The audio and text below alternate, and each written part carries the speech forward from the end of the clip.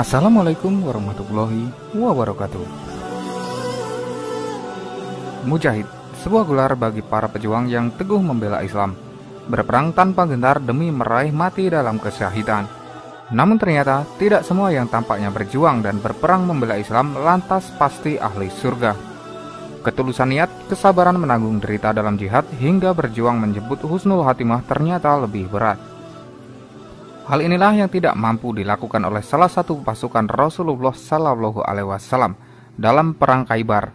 Namun Ibnu Hajar menjelaskan beberapa pendapat lain bahwa kejadian ini dalam perang Uhud. Meski ada perbedaan dalam beberapa riwayat, akhir atau intinya sama-sama menegaskan bahwa tidak gampang memastikan seseorang sebagai ahli surga. Suatu hari di satu pertempuran telah berlaku di antara pihak Islam dengan pihak musyrik. Kedua belah pihak berjuang dengan hebat untuk mengalahkan antara satu sama lain. Tiba saatnya pertempuran itu diberhentikan seketika dan kedua belah pihak pulang ke markas masing-masing.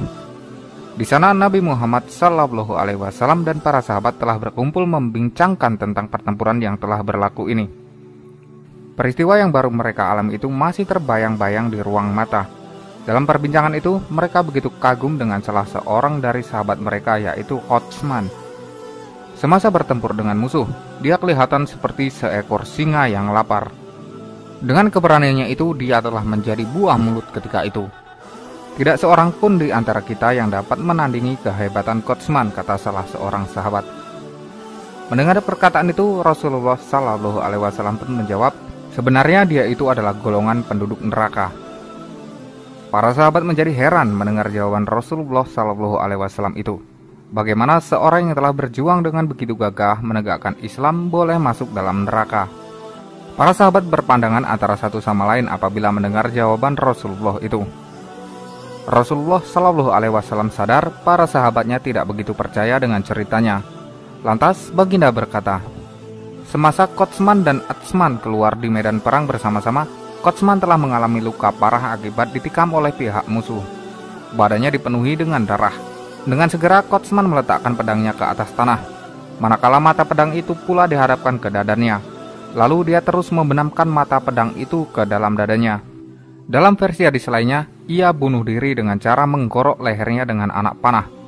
Ibnu Hajar menggabungkan pengertian kedua hadis dengan kemungkinan bunuh diri diawali dengan anak panah.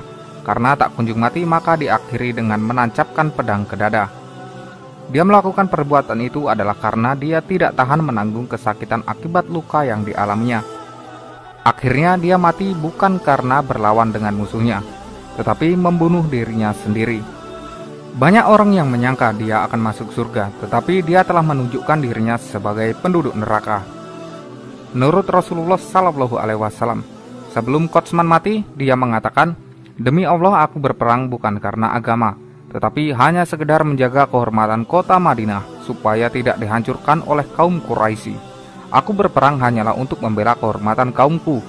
Kalau tidak karena itu, aku tidak akan berperang. Dan Allah yang paling tahu siapa yang berjihad di jalannya, dan Allah lah yang paling tahu siapa yang terluka di jalannya.